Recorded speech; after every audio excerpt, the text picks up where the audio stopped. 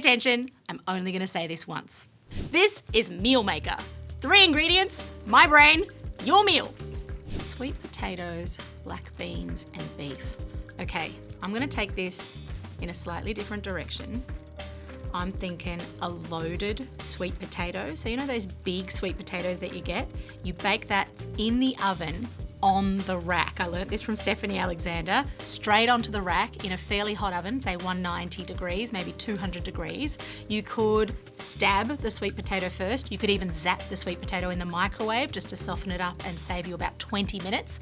And then you let the sweet potato bake with a tray underneath to catch any sort of dripping caramelly juices. And meanwhile, the beef, which is a mince, perfect for midweek, you sweat down with some Tex-Mex spices, some chopped up onion and some garlic, and that's going to be your loaded sweet potato mix, along with the black bean for an extra plant protein hit.